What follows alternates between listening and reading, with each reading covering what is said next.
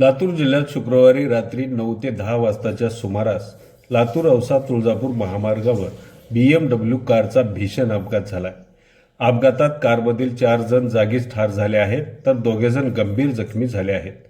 सोलापूरकडून भरधाव वेगाने येणारी BMW कार रस्त्याच्या कडेला थांबलेल्या टेम्पो आणि कंटेनरला धडकल्याने कारचा भीषण अपघात झाला. या अपघातात BMW कारमधील 4 जागीच मृत्यू झालाय, तर 2 जण गंभीर जखमी झाले आहेत. हा अपघात एवढा भीषण झालाय की अपघातानंतर कारचा अक्षरशः चुराडा झाला आहे. कारमध्ये एकूण 6 जण होते, त्यापैकी 4 जणांचा जागीच मृत्यू झाला आहे, तर 2 जण गंभीर जखमी झाले असल्याने त्यांना उपचारासाठी औसा येथील रुग्णालयात दाखल करण्यात आला आहे.